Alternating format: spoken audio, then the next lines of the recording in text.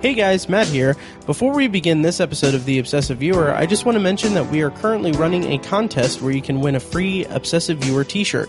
The contest runs from now until January 1st, and if you want to enter, all you have to do is leave a rating and review of the podcast on iTunes or on Stitcher. Then you need to take a screenshot of the review and email it to matt@obsessiveviewer.com with the subject line Obsessive Viewer T-Shirt Contest. On January 1st, I'll randomly select a winner from the entries and we'll get a free t-shirt mailed to them. We'll be accepting entries until December 31st at midnight, so make sure you get the email in before then. Thank you guys for listening and enjoy this week's episode of The Obsessive Viewer. This is Matt Hurt at Obsessive Viewer on Twitter. This is Tiny at Obsessive Tiny on Twitter. And this is ObsessiveViewer.com's The Obsessive Viewer Podcast.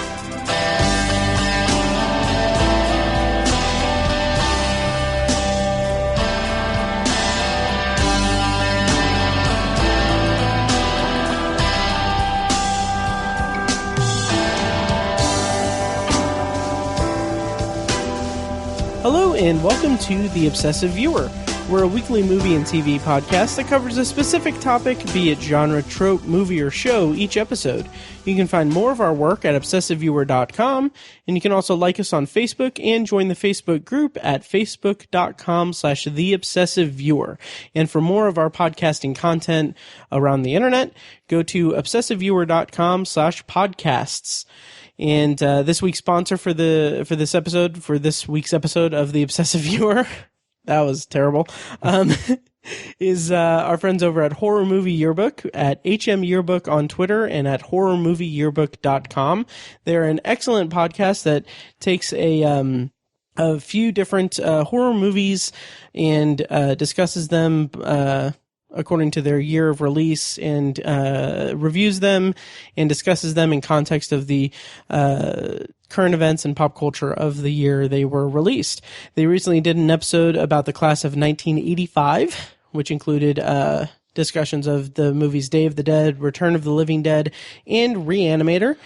And then they just recently published an overview of a tribute to the late Tobe Hooper. Who directed The Mangler, and of course, Texas Chainsaw Massacre. Yeah. And then they also reviewed Stranger Things season 2 as well. Cool. So thank you so much to Horror Movie Yearbook and the Midwest Podcast Network for sponsoring this week's episode. Honestly, a couple times here and there, like I always kind of think like, did they forget that they're sponsoring us? So I'm kind of hoping that, the money keeps pouring in. Yeah. Because they've been sponsoring us for a while, and it's very much appreciated. Nice. Just hope that they keep not noticing it. Yeah. So this week on the podcast, Tiny, how's it going? Have you been on the podcast on Obsessive Viewer recently? It's been like a month. It has been like a month. It's been a month, about a minute. Yep. Tiny has filled, or not Tiny, you're Tiny. Hi. Fecus has filled your shoes comfortably. He has. And he has gotten, the very unfortunate, he had the very unfortunate job of talking with me about the sexual assault allegations that have been sweeping Hollywood. Yeah. Honestly, I had every intention of getting us all together and doing an episode dedicated to it, but it just didn't really match up. Like we didn't get together to do that. We may still do that in the future because, as fucked up as it sounds, fortunately, it's still an ongoing thing. Like right. A few weeks ago when we talked about Harvey Weinstein, it's like we were hoping that this wouldn't be just an isolated thing, that it would open the floodgates, and it seems like every single day we get a new run of allegations, a new triumph, really. Like I read that Terry Crews is actually suing the rep that fondled him at a party, and Time Magazine actually named their Person of the Year, since Donald Trump graciously declined. They named the Person of the year was the Silence Breakers, which is just everyone that Oh, okay. opened the floodgates to all of this. It's a nice gesture. Yeah, it's great. It's fantastic. And yeah, it's just really great to hopefully see that this is all hopefully going to cause industry-wide changes and be more make for a more friendly and more inclusive and hospitable working environment for Yes. people in the industry. Yeah. And would also hope that the widespread reporting of it would, hopefully the hope is that it would filter into different industries around the world, that, hey, maybe not, sexually accost or harass someone in the workplace or at all. Yeah. At all. In a perfect world. Yeah. It's like, it should be common sense. Right. But yeah, and then also Danny Masterson had some stuff come up. Right. Yeah, that was that also hopefully that trickles into the Scientology side of things too, because Right. Scientology, the Church of Scientology, was protecting him, and Netflix admirably stepped up and just fired him from their show The Ranch, Right. which everyone clearly loves. I don't know. anyone I who's watched ever it watched actually. Did you really? Yeah. Wow. Did I bring it up? I might have brought it up on the podcast. I don't know. Maybe. That's a good question. I don't know. I think the third season's coming up pretty soon. That sounds right. So what's your take on, have you been keeping up with the news and everything? Do you have anything? To an extent, yeah. Well, I mean, if you had to have one person on to discuss it, Fecus was probably a good one to have, given his, he's a law enforcement officer. So Right. that's probably a good perspective to have. But, but yeah, I'm really blown away by it. I'd heard rumors. I remember seeing Corey Feldman give an interview about it, and like he wasn't naming names, and I was like, he was talking about like a borderline conspiracy and like an underground conspiracy. And I remember when the whole Bryan Singer thing came out. Yeah. It was like he's part of this underground ring of sex traffickers, essentially. I was like, man, that's crazy. I had trouble wrapping my head around it. I'm not saying they were liars or that I didn't believe it, but I was like, man, that sounds really borderline unbelievable. But now all this stuff is coming out, and it sounds like it was a way bigger problem than I had any idea of, and it's sad, and it's it makes me realize that it makes me kind of realize male privilege, for lack of a better term. Like we don't have to go through the same mental anguish as women do, even if they've never physically been assaulted or anything. Most women have been harassed, or they've been made to feel uncomfortable or something, and it's just like I don't even think about it. But now that all this has come up, I can't help but think about it, and it makes me worry for my cousins and my wife and my future daughters, if I have them, my nieces.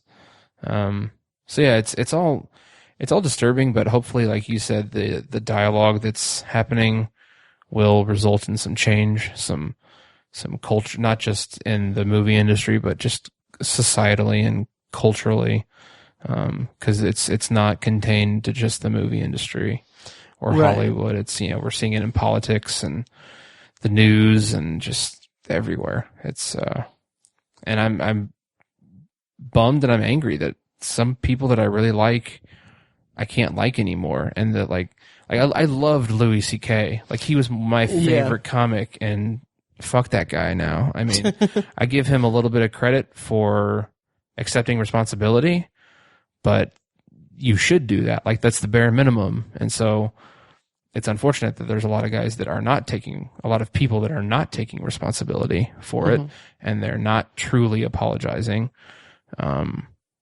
And he kind of did in a way. So I give him a little bit of credit for that. But yeah, it's just, it's a shitty situation, but it's also a silver lining at the same time, because it's creating a dialogue, and there is some form of I would say, social justice being achieved through the fact that these people, mostly women, are coming out and their stories are being heard, and there is a very bright light being shined on this issue at the moment. So that is a silver lining. That is a good thing. So yeah, that's all I have to say about it for the most part. I also wanted to say, I think it's disturbing, some of the reaction to it, because so many people are jumping to the conclusion that they're just accusations. And it's like, well, it's just an accusation at this point. There's no proof. No one's gone to jail for a lot of these things. And that is a very poor conclusion to jump to, or a very, very poor position to take regarding this thing. And I think it's a irresponsible position to take. And I wish you have to acknowledge that, because technically they are just accusations. It's not, a lot of this stuff is not being proved in the court of law, and people are not being convicted, at least not a lot of them. In a court of law, there's not literal adjudication or justice being administered, but so you do have to take that into account. But to just automatically jump to the conclusion, especially outside of Hollywood, the whole Judge Roy Moore in Alabama running for Jeff Sessions' seat, and I don't think he's in the lead anymore in the polling, but there were so many people jumping to his defense, saying that it was all accusations, and that just makes my blood. Like I would listen to it on the radio. I listen to NPR quite a bit at work, and they would be talking about it, and it would just make my blood boil. I'd have to turn the radio off, because I'm like, that cannot be your standard defense to jump to that. It just makes me so mad that is people's default reaction to it, is that, well, they're just accusations. That doesn't mean you dismiss them. And go ahead and just vote for the guy to be a part of our government. So yeah, I had to say that, because that disturbs me, and I think that's a really huge issue within the issue that needs to be addressed. So, but yeah, it's, like I said, silver lining, good and bad, but it's disturbing. But maybe something good will come of it. Yeah, it is disturbing, but at least it's shedding, like you said, that very bright spotlight on something that has been repressed. Repressed and systematic within the industry and the world, really. At the very least, the country, for decades. Yeah, and you said something about. And this is probably another conversation to be had. I think we actually talked about having an episode kind of built around this a while ago, back when Mike was full-time on the podcast. But you said, like, you can't enjoy the entertainment that people, like Louis C.K. is a prime example. In cases such as this, are you one to boycott someone's product when allegations like this come to light? Like, let's not get into like their allegations are not proven and everything. Let's just say in the situations where it's multiple people are coming forward and it's divulging an open secret. That reminds me that I had something else to add to my list for extended Potpourri. But go ahead. Like, are you one that's like, okay, well, can't watch any of this, can't watch any of that, never going to watch House of Cards again, never going to watch Louis? Like, how do you handle the whole, like, separating art from the performer? I'm not a big boycotter, really, because I think you're cheating yourself in some instances when you boycott. I'm not saying it's an ignoble pursuit. Like, if you want to, I think there's merit to boycotting something, but I'm not real big on it. But I will say that, let's just use Louis C.K. as an example. His comedy will henceforth be cheapened to an extent because of the knowledge of what he did. And in his case, I think that's a good case because, like I said, he came out and said, these stories are true, this happened, he's admitting to it, so there's no question there. Like, this happened and he's guilty. And so, yeah, like with Kevin Spacey, for example, I think that is on the other end of the spectrum. You know, he says that he has no recollection of that event.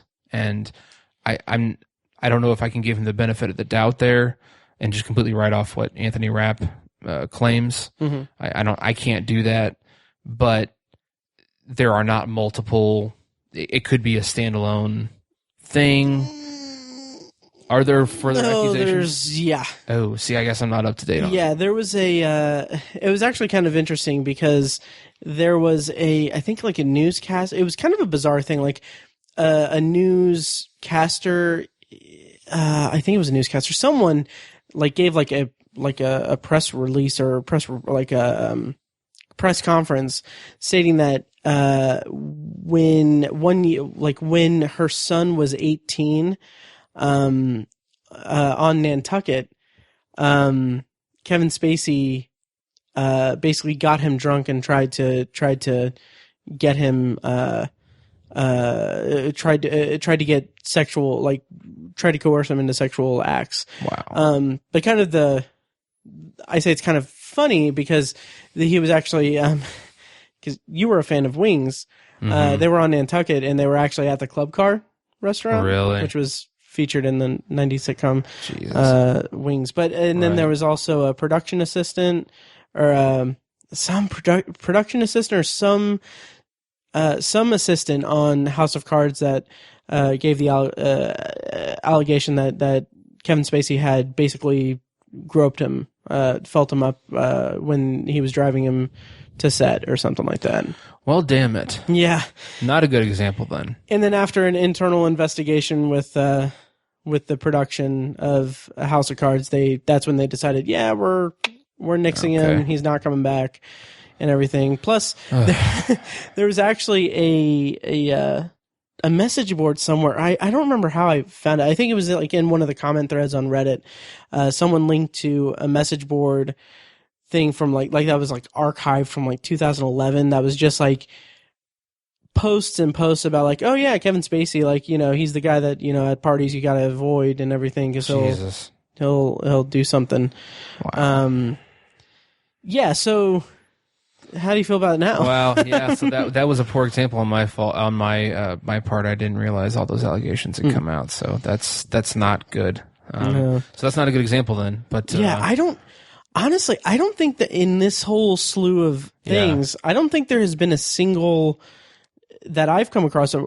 I don't think there's been a single case of reasonable doubt. Yeah, I don't think there's been I don't think there's been a single case where only one person has come forward with something. Okay. Like everything has been like just like floodgates open for multiple people. Okay, well, so that's not a good example then. But again, to speak to the same notion I had with Louis C.K., then yeah, I mean, House of Cards and American Beauty and the stuff that I enjoyed so much of Kevin Spacey's work will forever be tainted. But would you ever would you boycott him?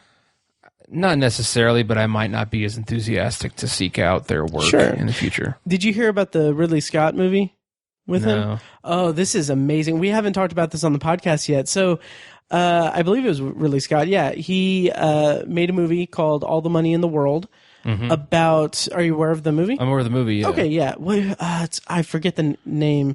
Based on a true story about a guy who wouldn't give up ransom money for someone in his family to get brought back or something. Okay, yeah. But Kevin Spacey actually plays the patriarch of that family, like the center of that. Movie is shot, finished, done. There's a trailer out with Kevin Spacey. A month or so ahead of the release, Ridley Scott's like, "Yep, we're cutting Kevin Spacey out of the movie. We're replacing him with Christopher Plummer. We're going to reshoot his scenes, and we're going to make that deadline for the release." Holy crap! Freaking unprecedented! Yeah, like unbelievable. And they just released the trailer for the Christopher Plummer version of it. Wow. Yeah, and man, like, good on him. I mean, that's impressive. Yeah. Oh, absolutely. And that's, I mean, I think that just sends an extremely strong message. Yeah. Definitely. And I think like, okay, I have no basis for this, but anytime I see Ridley Scott, I always think like he just looks like he's kind of like, he just looks so grumpy all the time. He kind of looks like an a-hole, just a little bit. Yeah. And that's a little discriminatory and everything, but it's just like, man, he just, it's John Paul Getty J. Paul Getty is the character's name that's based on real life. But yeah, man, just the fact that it's just a kind of no nonsense thing. Just like, hey, it doesn't even feel like it's like a PR move or anything. It's just, hey, we're doing this because the actions of this individual are inexcusable and they do not want to be a part of this production. Like, that's just, it's incredible to see that type of action being taken. That's like I said, kudos to Ridley Scott for that. But like, to your point, if in the future, it sounds like Kevin Spacey might be done in Hollywood, but like if there's a movie I'm looking forward to and I see a trailer like, oh, I like that, but Kevin Spacey happens to be one of the actors who plays one of the characters in the movie, I wouldn't necessarily make the decision to not see it just because he's in it. Because there might be other actors in it that I like a lot. Yeah, and that's like Louis C.K. One of my favorite jokes of his is how he's like, I can't put the full joke into perfect context or repeat it perfectly, but he's saying something like, I mean, you can't rape people, you can't just do that. And then he pauses and he's like, unless you want to have an orgasm in their body, then you have to rape them or something like that. And like, it's a funny joke, and like I genuinely used to laugh because I love shock humor. I think it's really funny, and that's what I loved about Louis C.K. But that joke really isn't very funny anymore to me, right? Because of his actions. So I'm not sure if I'll be able to really enjoy a new Louis C.K. comedy. You know, and that movie he had coming out looked a little weird, but. Oh yeah, like it could be really funny. I didn't know much about it. Is it called I Love You, Daddy? I think so. Yeah, I think that's what it's called. Yeah. But yeah, and I mean, they even dropped that from right. I think that's not getting released. I don't think. Either that or the distributor dropped it. Might go straight to video or something like that. Yeah. Just crazy. So I lost all my enthusiasm for that movie. So, and I think that there's kind of, I don't know. I think that there's a dividing thing or something to be said about the varying degrees of it. Like, I mean, I don't know. So my kind of stance on the whole, like, oh, boycott someone's work because of their personal actions. Like, yes, that's. I understand that. That's fine. Like, I get that. I don't believe I don't think I'm one to really do that though. Because, and kind of my justification for that is that, let's say House of Cards, for example, which I'm going to bring up in Extended Potpourri, actually. Kevin Spacey is alleged, and it's very heavily, backed up, that he is a predatory person who assaults people for sexual gratification using his power to do that. Right. And it's a wide open, it's a poorly kept secret that's now wide open to the public and everything. That's deplorable. That's despicable. That's inexcusable. My kind of devil's advocate of that is that House of Cards isn't, it stars Kevin Spacey, but there are hundreds and hundreds of people that work on that show. And he is not, it's not his sole creation. Like, there are writers, directors, actors, crew, people that are involved behind the scenes that are, I feel like it's not, and I may have mentioned this on when Fekas was on, but I don't feel like I would need to boycott that show because of Kevin Spacey's actions. And I'm saying that after Netflix had suspended the production, met with the production crew, did their own little investigation, fired Kevin Spacey from the show completely, and are going to complete the show's final season with Robin Wright as the lead character without having Kevin Spacey involved in the show at all. So I'm comfortable with watching the show because there are hundreds of people that work on it, and Netflix was proactive, and once they came to light, I mean, you can debate whether or not they were aware of this thing during it, and they were only in that's all conjecture. There's nothing to base that on. But the fact that they cut him out of the show, and that they were proactive and did something to show that they were serious about it, is enough to make me feel comfortable watching it. It redeems the show as a whole. Yeah, I think. yeah. It doesn't it doesn't degrade my enjoyment of the show, because I'm not watching it. It's not the Kevin Smith hour on Netflix. Yeah, or Kevin Spacey, not Kevin Smith. Kevin Smith's in the clear for as far as I know. Yeah, but it's not the Kevin Spacey hour. But on the other hand, Louis, like, I don't know if I'd feel comfortable watching Louis, the show, because that is his, like, even though there are tons of people that work on that show and tons of people that come, that work together to create the show, he is the auteur of that show. He's writer, director, producer, star. That is that's his creation. So it's a look into his mind. Yeah. And even though I'm going to have to choose my words very carefully. Even though his response to the to the allegations and everything was enough to make me not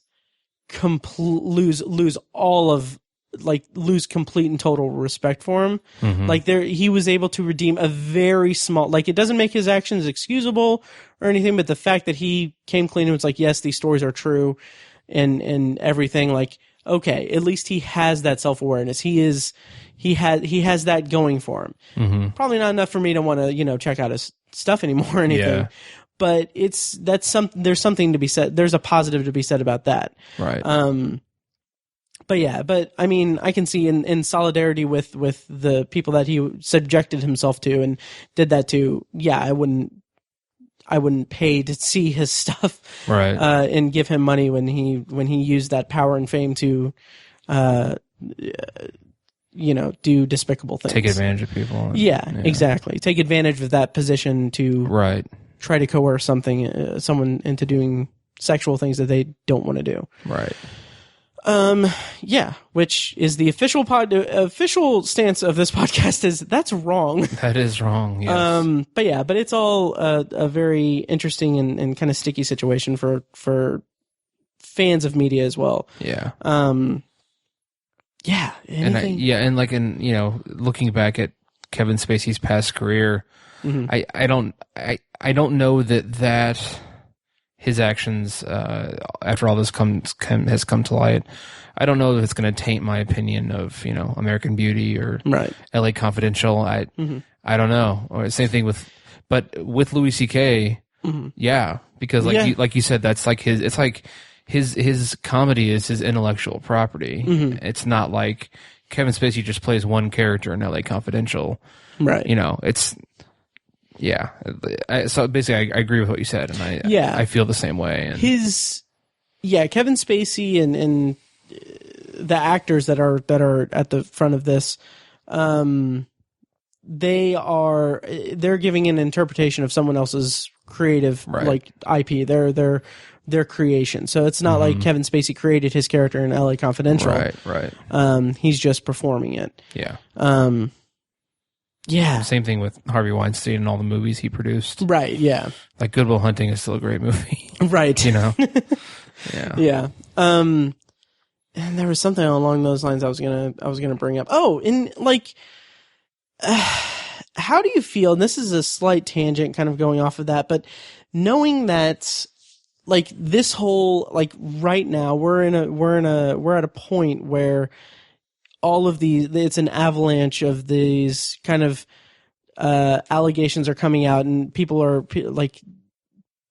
being like these things are coming for, people are coming forward with their experiences and exposing these particular people that victimized them, and that's great. And like that is amazing that, we have this, that people feel comfortable enough to have that voice to tell their story and to come forward with their with their situation and everything, and bring that to light, and hopefully bring some kind of justice to the people who have done these things to them. And that's, we have that, and then it just reminds me that I don't remember when this movie came out, but I mean, years ago, The Pianist came out, and people are like, "Oh, Roman Polanski's amazing" and stuff. Yeah. And you have like these, like kind of a few of the big ones. Roman Polanski's the whole thing.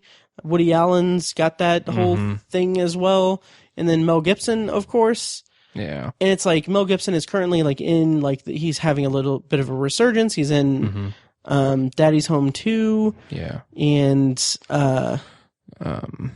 gosh, the movie he directed. The war movie? Yeah, I haven't had a chance to see it yet. Yeah, I don't remember what it's called now. Oh my god. Something Ridge. Heartbreak Ridge? Is that it? Heart something Ridge? I don't know. But yeah, you're right. He has he's had a bit of a resurgence. Yeah, so like having I don't know what really my point is, except to just remind listeners that these people should, you should kind of keep those people in mind and everything. But do you think that there should be, or do you think there will be, or what have you, like a reaction to, like, reinforcing that, reinforcing these particular Hacksaw Ridge was what it's called. Ridge. Yeah. Reinforcing these kind of their own misgivings and weird things. I don't know what I'm trying to say. Do you think that the public consciousness will, like the kind of hive mind of the internet and everything, will remind everyone else of why these people are kind of scuzzy too? I don't know. I'm really curious. Like I think an actor could bounce back much easier than a comedian could, to stick with the two examples we've been mentioning mostly.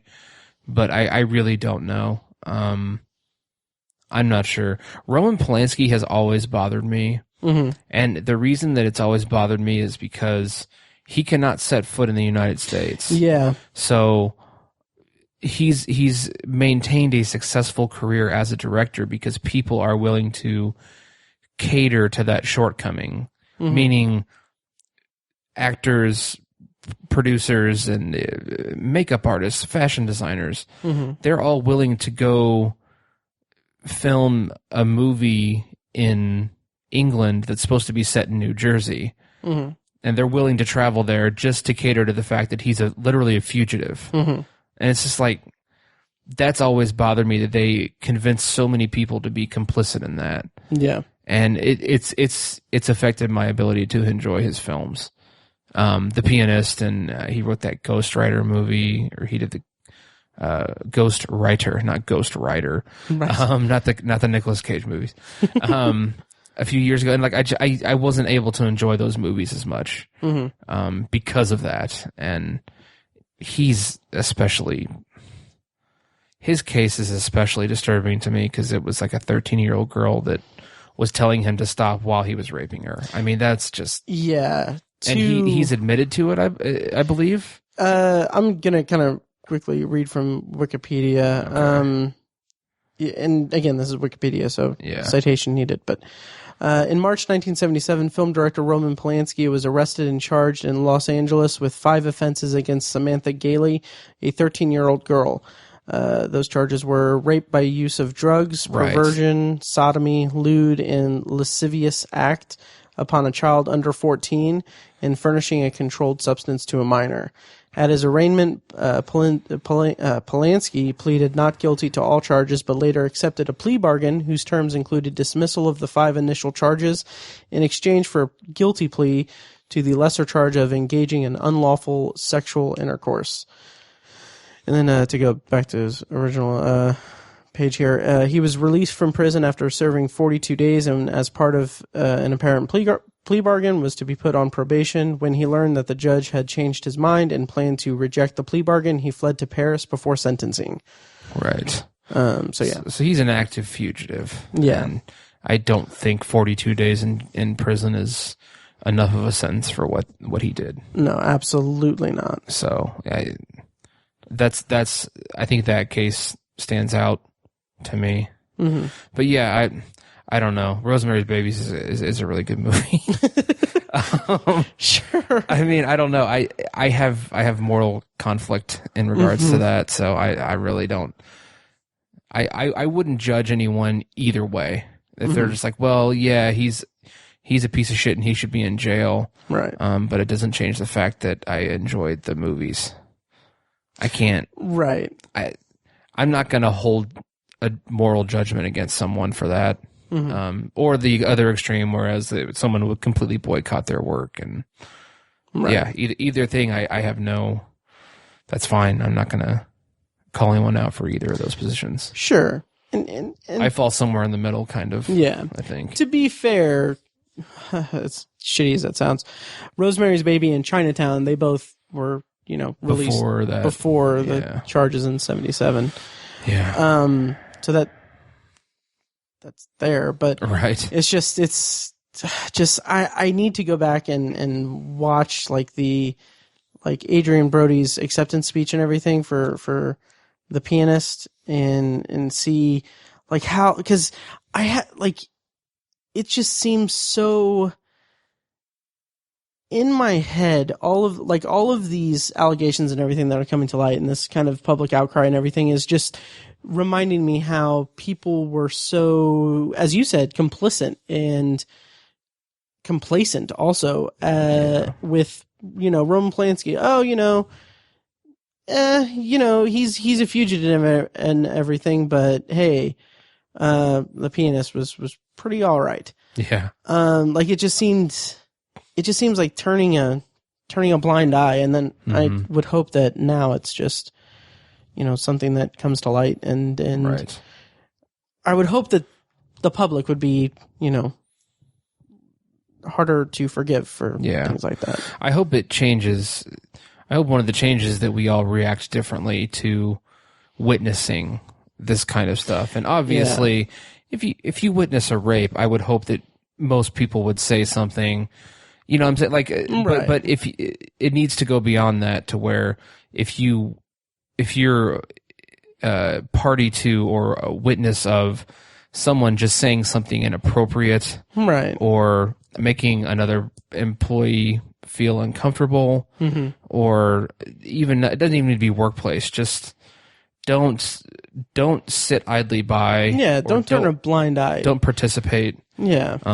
We had a work gathering and someone said something a little off, and I didn't say anything, but I chose not. Other people were kind of laughing. It was supposed to be a joke. It was an inappropriate joke, and I just chose not to laugh at it, and it made me feel, I was like, that you shouldn't say that. And so maybe I should have done more and been like, please don't say those things. But I don't know. It's made me examine how I react to stuff, I guess.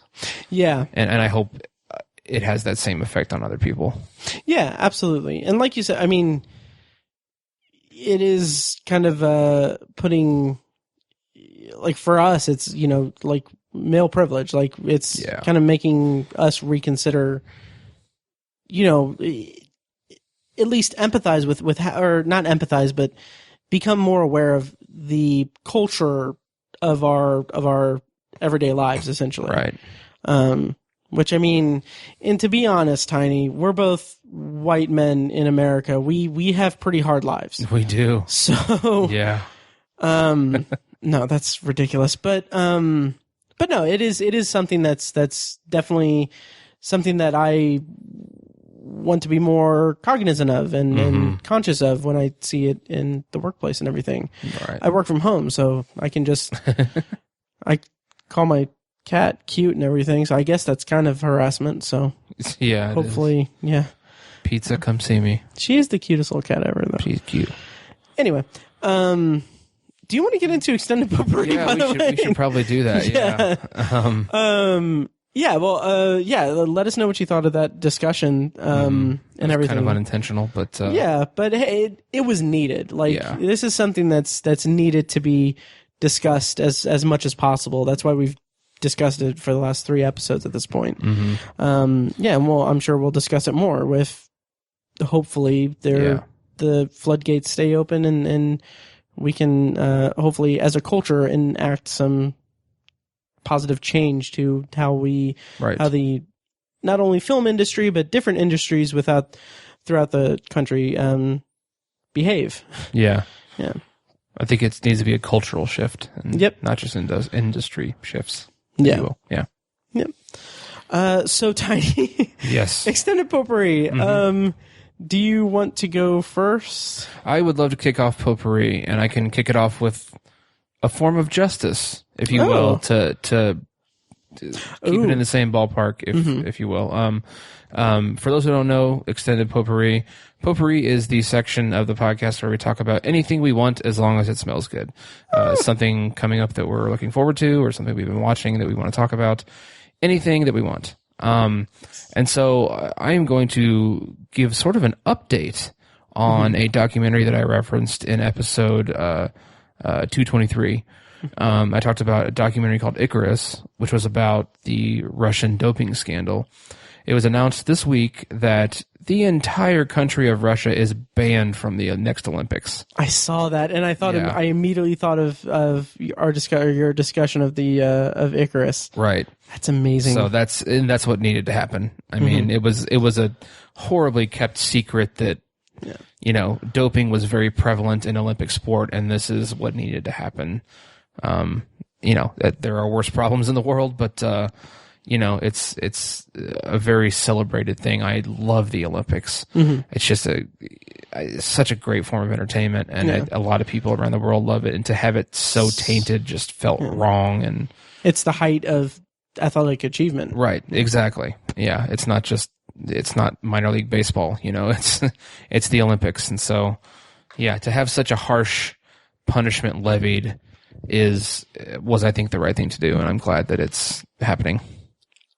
I like minor league baseball. I know I wasn't shitting on minor league baseball. I like going to the Indianapolis Indians games. It's Me fun. too. My apartment complex keeps giving me tickets. Right. It's fun. But most of the country has no idea that the Indianapolis Indians even exist. Yet. Right. But yeah, no, I got you. Right. And from my understanding, what I read was that the country is not allowed, but athletes from the country can participate as neutral athletes, I guess. Oh, really? I didn't read that. Yeah, that was essentially I read the headline, and that was like the subheading. Okay. So gotcha. Take that with a grain of salt. I'll dig up the link and put it in the show notes of the episode. Interesting.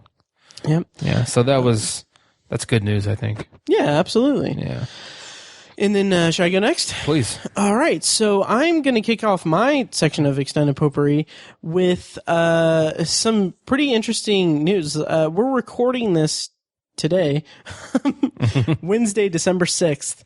And, okay, so as you guys likely, I would hope, know, I do have a solo side project podcast called Anthology, where I review episodes of The Twilight Zone as a first-time viewer.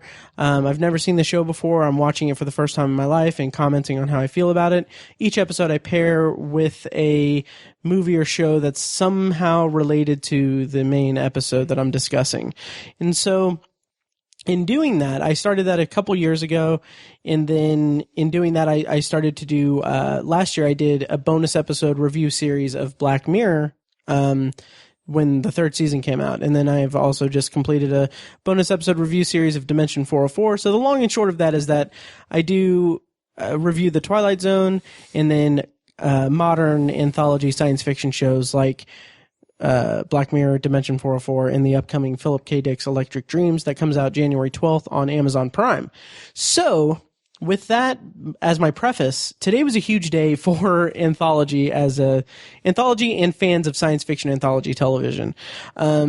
Starting on Black Friday, November 27th, 8th, or 25th, I think, the Netflix or the Black Mirror Facebook page started posting posters for the new episodes, because at that point we had been given in August a teaser trailer that just showed the episode titles and brief flashes of the clips from the episodes. I think we actually discussed it in a potpourri section on the podcast. Mm-hmm. So that was in August. Radio silence since then. Then Black Friday, we start getting posters for each episode. One day we would get a poster. The next day we would get a 30 to 40 second trailer for that episode. Then the next day would be another episode poster. Next day, another trailer, blah, blah, blah. So that ended yesterday, December 5th, with the trailer for USS Callister. And then today they released a trailer for the whole of season 4 with finally the release date. It is coming out December 29th. I am freaking excited. Wow. December 29th, they're coming out with all 6 new episodes of Black Mirror, and I'm going to be reviewing it on Anthology, and I'm so excited about it. And Tiny, I think you and I had talked about maybe you coming on to Anthology to do a kind of wrap-up episode for it. Okay, sure. Get it? Okay, good. Absolutely, yeah. That is a verbal commitment. I'll have my lawyers contact you. It is binding. Yes. So check that out at anthologypod.com. And also, the same day today, it was announced that, I'll preface this too. I won't be as long-winded this time.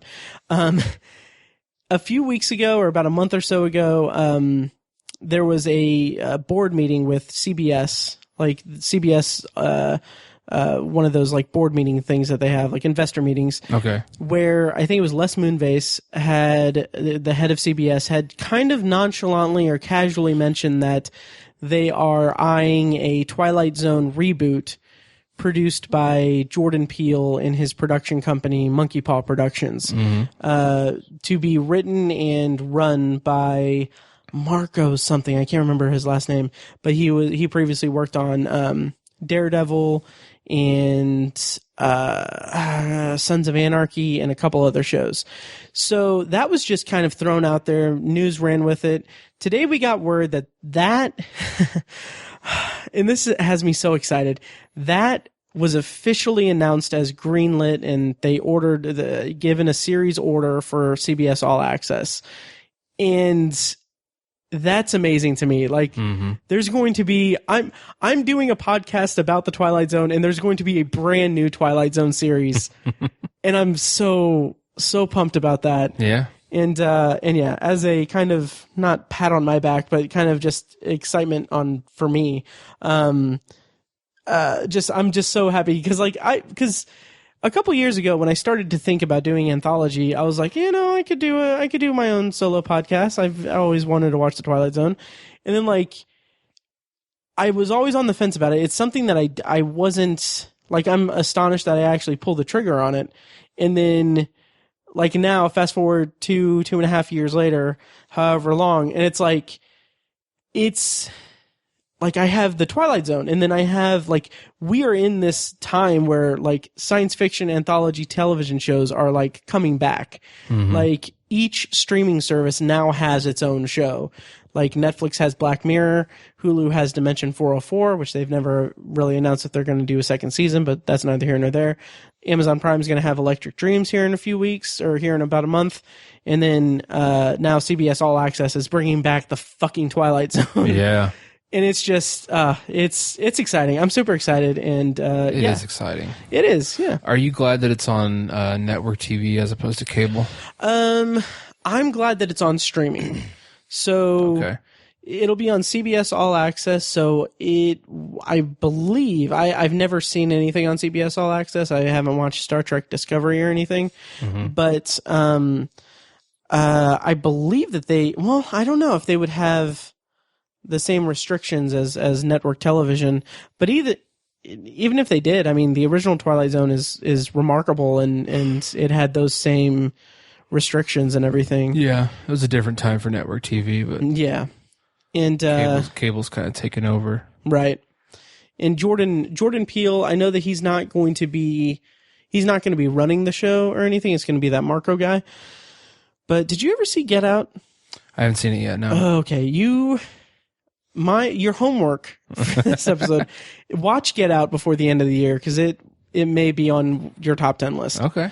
And it is watch Get Out and then remind yourself that he's going to be a part of the new Twilight Zone.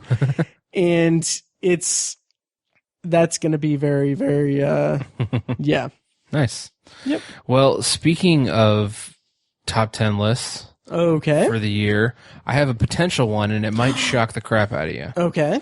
So No. Go ahead. I saw your list, but go ahead. Okay. Okay. The Babysitter. Oh, okay. Which I is thought you were going to go with that first one. No. Netflix original. You probably heard of it. I think it was kind of trending, and it got a little bit of buzz online. It's again, a Netflix original, came out for the kind of Halloween season. It is directed by McG. Yes. Which hurts for me to talk about how much I enjoy it, despite the fact that it was directed by McG. But I had just so much fun with this movie. Have you watched it yet?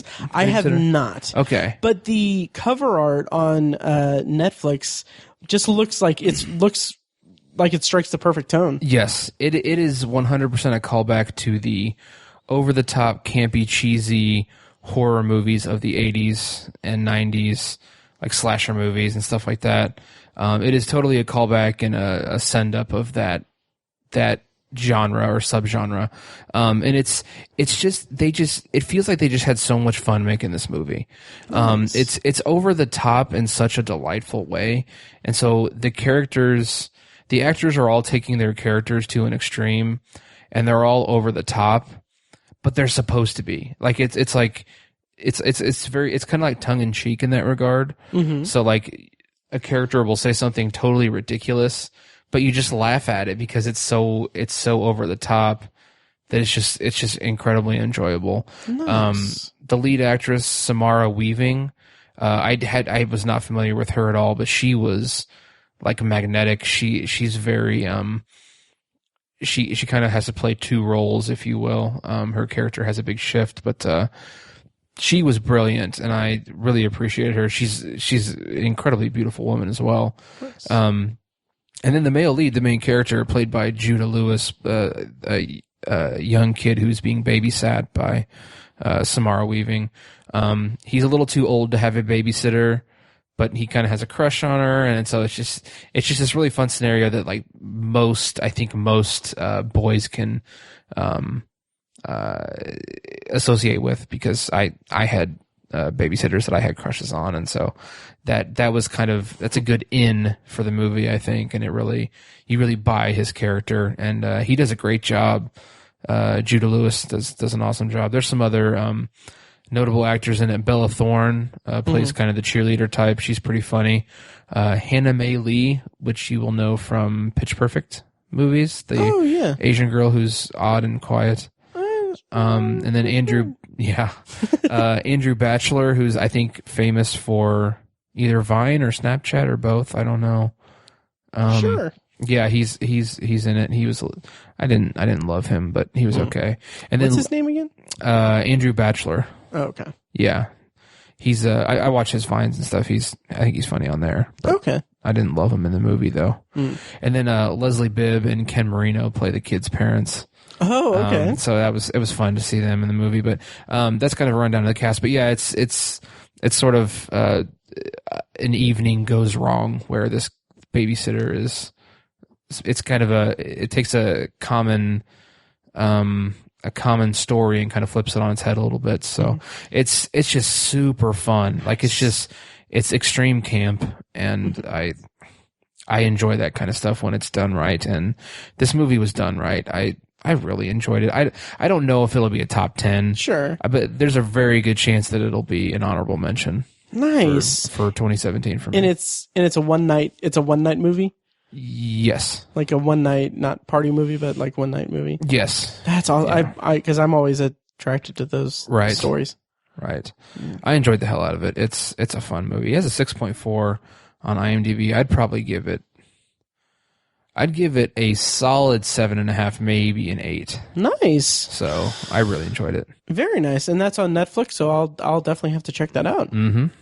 Yeah. All right. So next up for me, I'm trying to, because our discussion went so long that I'm trying to economize what I'm I need gonna to bring up. streamline my thoughts on these. Yeah. So I brought up House of Cards in our discussion, and I will just mention real briefly that I had not seen season 5. Season 5 premiered in February. I had watched season 4 like probably last summer, and then season 5 came out in like February or March, and then just never watched it. Season 4 had left not necessarily a bad taste in my mouth, but I was kind of like the show's kind of running its course with me. Yeah. Season 4 was interesting because one half of the season, it was kind of a season that was split into two different halves. Like there was an event kind of halfway through the season that kind of informed the last half of the season and kind of changed the trajectory of the season as a whole. But one of the things that I kind of was disappointed with season 4 was that we had this whole re-election or election campaign thing going on, and that felt unresolved. And we got the introduction of his opposing candidate. That's played by, oh man, what is his name? I can't think of it off the top of my head. Joel Kinnaman, who I thought did fine in season 4. He kind of felt like he was trying to do the presidential thing. I don't know if that was a character thing or a fault of the actor, but it just didn't really mesh well with me. But it ended well, but not well enough for me to really be interested in season 5 that much. So I got bored and I watched season 5 in its entirety, episode 1 through 13. And I didn't realize this until after I'd finished it, but Bo Willimon, who was the showrunner for the first four seasons, I had forgotten that he had left the show. Oh. Yeah, and so too. these... Huh? Me too. Oh, yep. So he had left after season 4. So season 5 had two showrunners. I can't remember their names off the top of my head. But man, the show, you feel that. Yeah. Have you seen season 5? I have, yeah. Oh, interesting. Okay. Yeah. So you definitely feel that they changed it up a little bit and that it just didn't really have that same sheen. Yeah. And a lot of the events of the season, like the kind of big moments, felt so much like TV to me. And the show at its strength, at its strongest, was when it took like crazy turns, but it was still grounded in reality. Like it was still grounded in this world of political sabotage and manipulation that worked well for it. So even if they go to like a crazy extreme, it still felt like it was still within this world. This season just felt like, okay, they're just doing this because they need this character to do this thing to bring us in, because it's shocking. And it just felt, I was so, at the end of it, I was like, okay, that first of all, one of the, like, a choice that's made, like, something that happens in the season just makes no goddamn sense in the context of the entire series at all. Yeah. Like, oh, it's baffling to me. And it just felt like, it just feels like the show was just limping to the end. Like, it just felt so just cumbersome, over encumbered. I agree vehemently. Yes. I think the show kind of jumped the shark a little bit. Yes, absolutely. I think you can buy the actions of those characters up to a certain extent. Like you said, they were, it's extreme, but it's grounded in reality, like you said. Right. But they took it too far this season. Yeah. I think you can only expect a certain level of surreality, I guess, in a show or in a story to a certain extent, and I think they've crossed that threshold. Yep. And they've gone too far. They jumped the shark. So I agree. I think concluding that story from the first episode on is such an extreme story. There's so much. It's so shocking that you can only take it so far before it reaches that point. Yeah. And I have said on this podcast for years that I think when it comes to television, a lot of the times less is more. And I think I like to use The Wire as an example of 5 seasons, 60 episodes.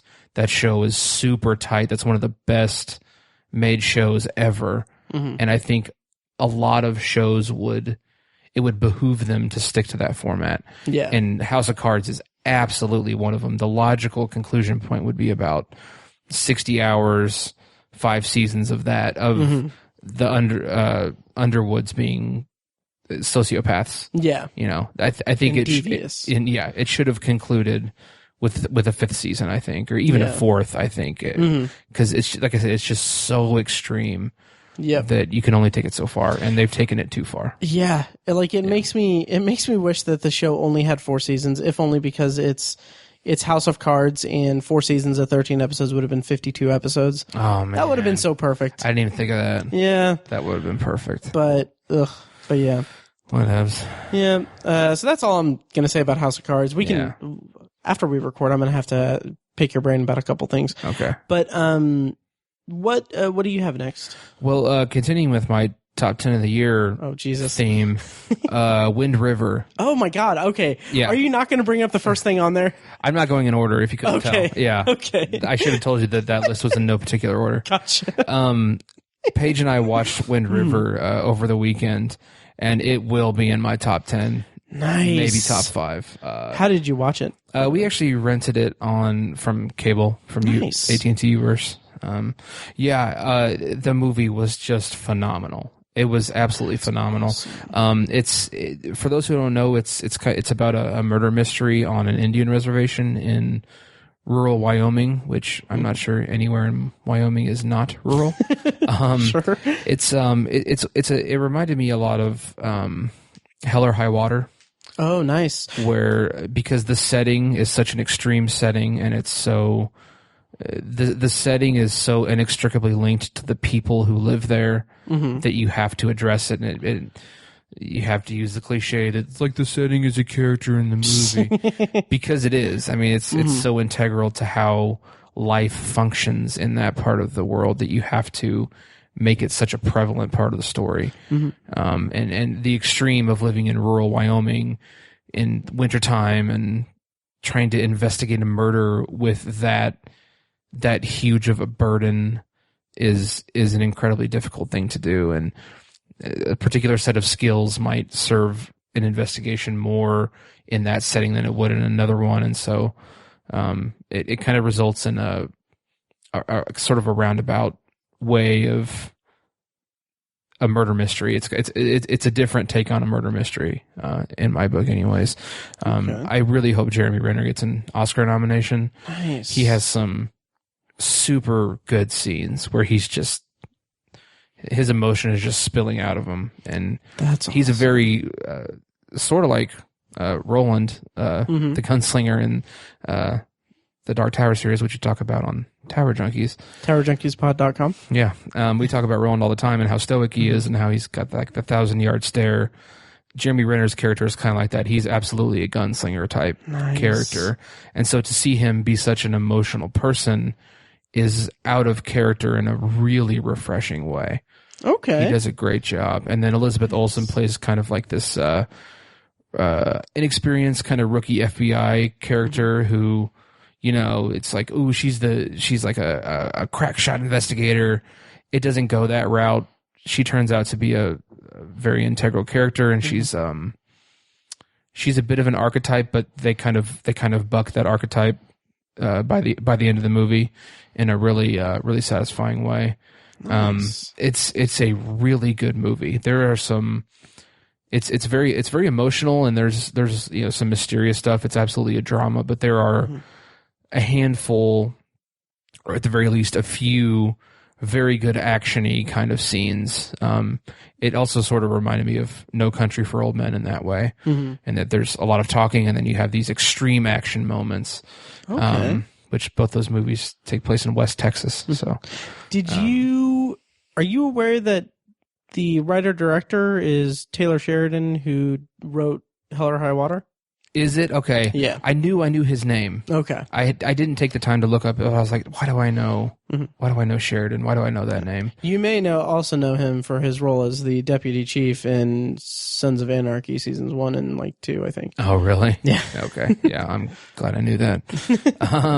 But yeah, the movie is phenomenal. It's going to be in my top 10 without question. Sweet. I just don't know where I'm going to put it yet, but it's so good. Please go see it. I loved it. While you were talking, I actually rented it on Google Play. So nice. I will be watching it before the end of the year for sure. Good. Nice. So that's Wind River. Yep. And yeah. So next up for me, once I bring up my list here and I quit stalling, is it just went away. Okay. Jesus Christ. Okay. So okay. And do you want to do 2 more or? I'll just do one more. One more. Okay. Yeah. So the next up for me is Coco, the new Pixar movie. And before I talk about it, I want to go ahead and give you a 20-minute breakdown of something from Frozen. Have you heard about this? No. Okay. So before I get to my thoughts on Coco, so with Pixar movies and Disney animated movies, they have a short that plays before the movie in the theater, which I love it. That's kind of a nice way to ease into a kid's movie and everything. For whatever goddamn reason, the powers that be thought that it would be a good idea to have the short film or short animated film that plays before Coco to be a 22-minute Frozen holiday short featuring is it Josh Gad's character of Olaf the Snowman Really? As the focal character, with I want to say 3 different musical numbers or maybe more. Man, it was grueling. That's not cool. No, it's not. And as of this recording, as of this weekend, December 8th, they're actually pulling it from the screenings because of the backlash. Wow. Yeah, that's not cool. No, it's not. And it honestly kind of had, I don't know if it had an adverse effect with my viewing of Coco, because so I went to see Coco with a friend who had seen it the weekend before. And so before the movie starts, she's like, hey, just so you know, there's a 20-minute Frozen short that plays before this. And I'm like, oh my God. All right. So it was very, I was ready for that to be done 10 minutes into it. No, man. 5 to 7 minutes into it. And it just did not stop. Damn. Yeah. And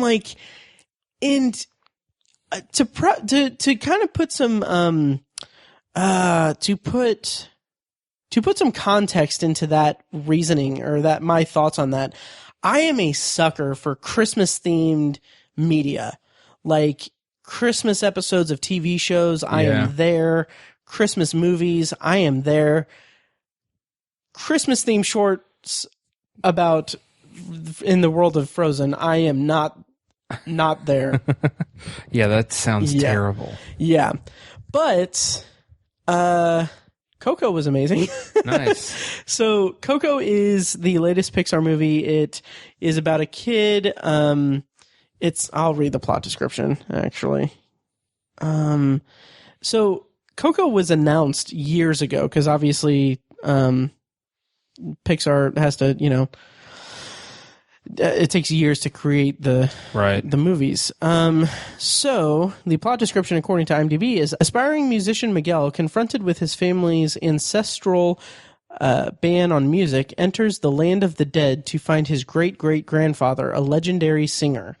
So when this movie was announced several years ago, it was referred to as the Untitled Pixar Dia de los Muertos movie. And when it was announced, I was just like, all right. I mean, I'm sure the Pixar will deliver, but I'm not sure how, it didn't really pique my interest because I know nothing about Day of the Dead.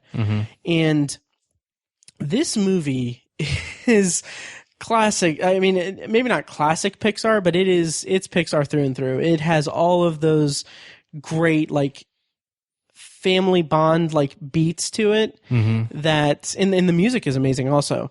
And it's just this really beautiful story, and it, like the best Pixar movies, it will bring you to tears. Like I teared up quite a bit, and just like the turns that it takes are very inventive and cool, and I loved it. I can't speak more about it because I'd go into spoilers, but Coco's amazing. It will likely be on my top 10 as well. Everything I've heard about and read about it has my interest. Yeah. I will say that this was the second movie of 2017 that Pixar released after Cars 3. And even though I did appreciate Cars 3 and I liked Cars 3 and I'm a defender of the Cars franchise, at least the first and 3, I have thought more about Coco in the 5 days since I've seen it than I have in the 5 months since I've seen Cars 3. Wow. Yeah. So it's definitely a movie that definitely sticks with you and is a great entry in the Pixar canon. That's great to hear. Yep.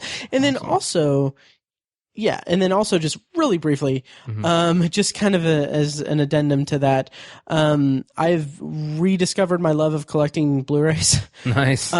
Which is terrible for me, but no, like I got all of my Marvel Cinematic Universe and Pixar DVDs, like Blu-rays together and put kind of to evaluate where I am in my collecting of them, because I want to collect them all because I'm a sucker for consumerism. Right. And in doing that, I discovered that I had a handful of digital copies that I never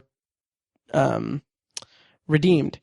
And with Disney, they have Disney Movie Rewards, where some of their Blu-rays, some of them don't have a digital copy, but you can redeem points for it. So each movie or each DVD gets like 200 points, and you use those points to redeem like prizes. Okay. So I have a stack of Pixar movies that I have all but 2 Pixar movies. And some of them have digital copies and some of them don't. With the digital copies, I redeem them on moviesanywhere.com, which is great because it links to iTunes, Google Play, and it's great. So like on my Google Play, which is my preferred digital movie purchasing and viewing app that I just stream to my Chromecast, like it's linked, like all of my Disney digital copies are linked to it and everything through Movies Anywhere. Nice. But redeeming all of those freaking codes and getting all of those basically years and years worth of collecting these Blu-rays, I accrued enough points to redeem 2 prizes free of charge. So I have in the mail on the way to me a Blu-ray of Inside Out. Okay. And also a Funko Pop of Thor from Thor Ragnarok. Nice. So I'm excited. Cool. Yeah, and I also splurged and bought Cars and Cars 2 and Cars 3 on Blu-ray. So wow. Now I just need Finding Dory and Coco when it's released, and then also, for better or worse, The Good Dinosaur. Good Dinosaur, yeah. I haven't seen that one yet. Oh, it's rough. Yeah, that's what I've heard. It's really rough. Yeah. Well, speaking of Pixar, this isn't. Yes. I didn't plan for this to be one of my potpourri entries, but just very briefly, I finally watched Finding Dory. Oh, nice. What'd you think? Hadn't watched it. I'd been avoiding it because it's a sequel, and I wasn't very enthusiastic about it. Sure. But it was so delightful. Yes. I cried like a bitch. It was just so heartwarming. I really loved it. Young Dory is like the most so cute, adorable, cute as can be. Like she's almost the most adorable. She was the most adorable like character in a movie that I'd seen until I saw Baby Groot in Guardians of the Galaxy Volume 2. Yeah. Totally. And Ed O'Neill as the like kind of anti-hero-ish octopus guy. Yeah. Was his name Hank? I think so, Hank. Yeah. Perfect casting for that. Yeah. I need to watch that again. Yeah. It was a great, adorable movie. I loved it. Nice. It reminded me that I should never doubt Pixar. Right. They've had 1 or 2 stumbles, but that's out of like 20. Would you say that it was a Dory-able? I wouldn't say that, no. Oh, okay. You did. I did. So I loved it, of course. Nice. Yeah, it was Very it was nice. so cute. Have you've seen Guardians of the Galaxy Volume 2? Yes. Yes. And then Yes. have you seen, do you have any other Pixar movies that you haven't seen? I haven't seen Inside Out yet. Oh, yeah. Wow. I haven't seen The Good Dinosaur. Yeah, well, you know. Yeah, I watched Brave this year for the first Oh, time. wow. Yeah. Nice. I've been meaning to revisit Brave and Monsters University. Mm-hmm. Yeah. I haven't seen Cars 3 yet. Oh, interesting. So I can loan you my copy if you want. okay, I might So I take have it you on up Blu-ray. that. Yeah, at some point. Okay, sweet. But my last entry is actually something I'm looking forward to. Okay. It'll be brief. I mentioned earlier that I listen to the radio a lot at work. Mm-hmm. I flip on NPR a lot just because I think NPR is interesting and they present news, and so it's kind of helps me keep up with the news. But I think it was this week. It may have been last week.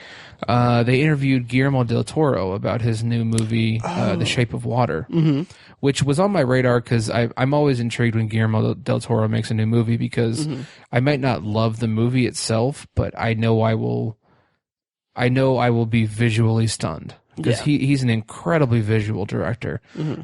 He's big on practical effects over CGI, and he's incredible color palette in his movies. Just beautiful visuals in his movies, and so it was on my radar for that reason. But hearing him talk about it made me really excited for it. Nice. He talked about things. he talked about part of his inspiration for it was his reaction to The Creature from the Black Lagoon when he was a kid. Oh, interesting. His family would go, when he lived in Guadalajara down in Mexico, his family would go to church on Sundays, and after church they would go see a movie. And he saw Creature from the Black Lagoon, and he was, as opposed to the monsterness of the movie, he was more intrigued by the fact that the monster was in love with a human being, and he appreciated that story, that aspect of the story more than anything else. And so that was sort of his inspiration for this. So hearing him talk about that was really charming, and the fact that this movie takes place in the 60s and it's about, a scientist, sort of a evil, crazy scientist exploiting this unknown creature to learn about it to support the Cold War. Kind of a typical Cold War 60s story. And so he talked about how, Michael Shannon plays kind of the evil scientist, and he talked about how if you made this movie in the 60s, he would be the hero, and the Russians would be the evil people, and he would be studying it. Like the feel good of it would be that he would find some incredible piece of information from this creature that he could use against the Russians, and that'd be the general story. But in this movie, you have a cleaning lady who's your hero, who falls in love, and it's a love story. It's not a Cold War story. It's a love story about a mute cleaning lady falling in love with a creature. And it's like he's like you couldn't make this movie when it was set. You couldn't. They wouldn't let you do this. They'd be like, you can't. Your main star cannot be a cleaning lady, and it has to be the white man who's trying to support the United States and stuff like that. And it was just really fascinating to hear him talk about shirking convention, if you will, in storytelling. And it was just really fascinating. I really enjoyed the interview. His English is really good. Nice. I love his accent. But no, I'm really looking forward to that movie now because of listening to that interview. So I think it's going to be a cool movie. The trailers look interesting. I will say the creature looks a lot like one of the characters from Hellboy. The aquatic character from Hellboy. So that's a little, I'm like, you could have tried a little harder to make him look different maybe, but I'm going to withhold that notion until I see the movie. It sounds like a cool movie. I'm looking forward to it. I'm going to try to see it in the theater. Nice. Yeah. I'm looking forward to that too. Even though, it's not that I'm not a fan of Guillermo. This has happened before when you tried to say his name on the podcast. Guillermo del Toro. But I'm just not, like, he is, like you said, he is a very, like, it's kind of, to say, he's a visionary director, like, that seems kind of like a promotional thing, like kind of a thing. But he's literally a visionary director. Yes. So like the visual effects in the movies and he does is really remarkable. So, but having said that, like the only real frame of reference I have for his movies is Pacific Rim, which I wasn't a fan of. Right. But yeah, I need to go back and watch Pan's Labyrinth, which I've said on the podcast before. Yes. And I need to watch all of his movies essentially. But yeah, I'm very intrigued by this movie. I've heard some really good things about it. Yeah, Pan's Labyrinth is a great movie. Nice. And then, yeah, some of his other ones are just kind of odd, or it's like the movie's not necessarily great. But like I said, you're gonna be visually stunned. That is a consistent part of his artistry as a filmmaker. Yeah, you're going to be visually stunned, and so sometimes that coincides with a really good story too, and you get a really good movie like Pan's Labyrinth. Or I think the first Hellboy movie is pretty. I think it's a pretty good movie. I enjoyed it quite a bit, but then Pacific Rim, not so much. Did you ever see Crimson Peak? I haven't watched it yet, but I need to. Yeah, so. Same here. So yeah, that is my.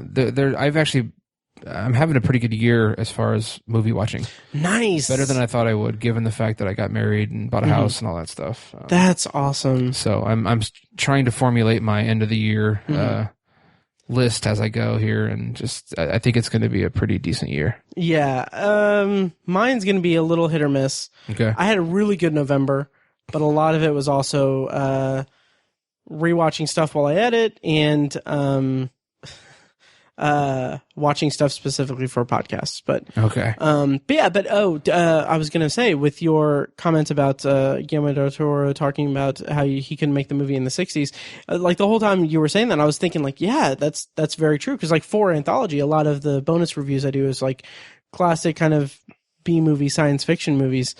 And from that era, and that's like, yeah, that's exactly what it was like. Like even the Godzilla, I don't remember the subtitle for it, but it was like the version of the original Godzilla that was for American audiences, where we basically just added an American actor into the scenes. Yep. Just this white American dude that's just like, I'm here to save the day. Yeah. It's just like, I never watched that version of it, but because the original Gojira is Gojira is the like one of my favorite movies. Nice. So I don't really have anything else. I think I can throw in one more thing and then we can call it a night. Okay. Oh, that's what it was. So I have been playing a lot of PlayStation 4. Which I think we said this on Tower Junkies probably, but I don't know if we said it now. Hey, follow or add Tiny on PlayStation 4. Yes. What's your... my handle is Line of Eld 1999. Nice Dark Tower reference. Yes. Mine's Top Banana 0769 because I bought a car 10 years ago and now that's going to be my PSN ID for the rest of my life. Anyway, so I've been playing a lot of PlayStation 4, but it falls under this purview for this podcast because I played and beat the campaign for Star Wars Battlefront 2. Nice. Which is canon in the Star Wars universe. I didn't realize that. Yep. And, okay, so first of all, elephant in the room, Star Wars Battlefront 2 had a lot of backlash because EA is a terrible company that wants to bleed its players dry. But that's neither here nor there. We're not a PlayStation 4 podcast.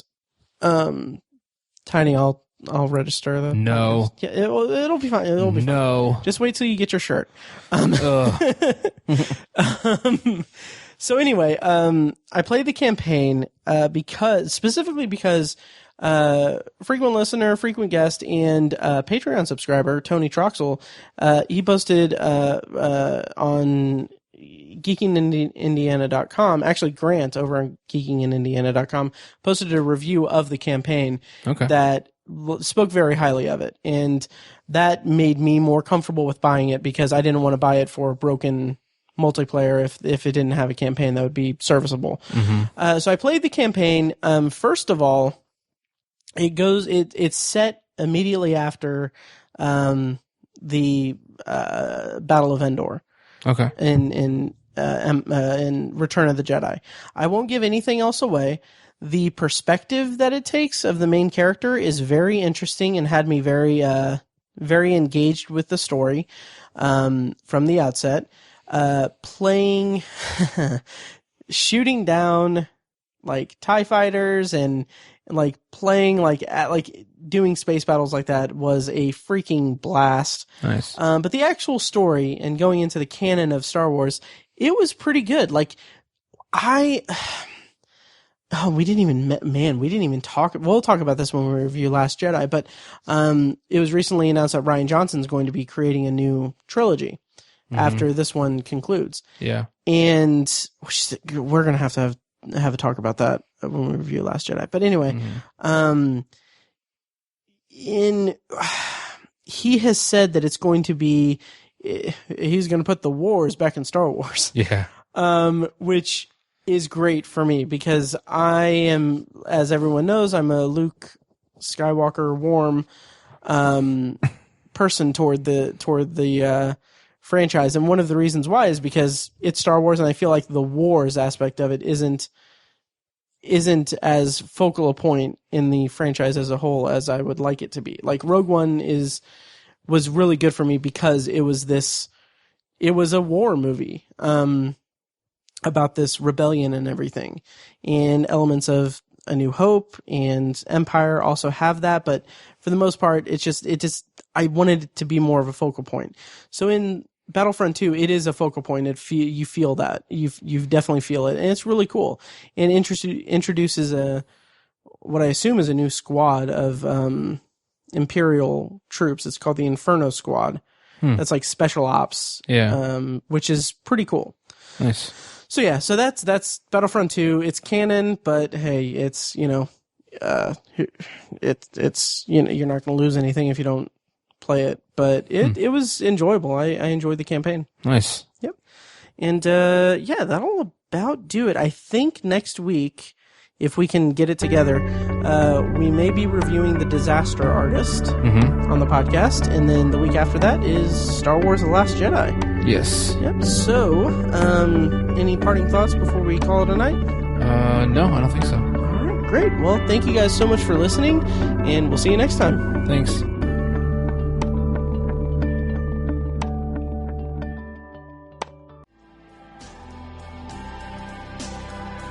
Thank you for listening to The Obsessive Viewer, presented by ObsessiveViewer.com.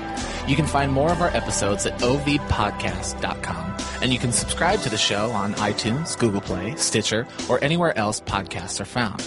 If you'd like to support the show, the best and easiest way is to leave us a rating and a review on iTunes. More ratings and reviews means it'll be easier for people to find the show in the highly competitive film and TV podcast genre. It also provides us with valuable feedback on the show.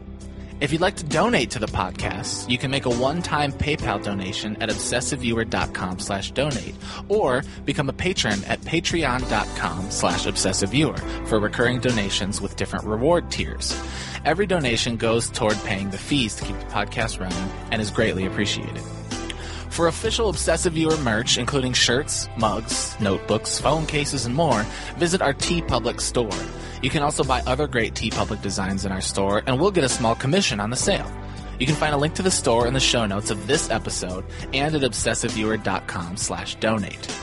The Obsessive Viewer's theme song is An Eclipse of Events and is provided by Loudlike from their EP, Mistakes We Must Make. You can find that and more great music from them on iTunes, and like their Facebook page at facebook.com/loudlikemusic. Any and all feedback on the podcast is encouraged. We love to hear from you guys.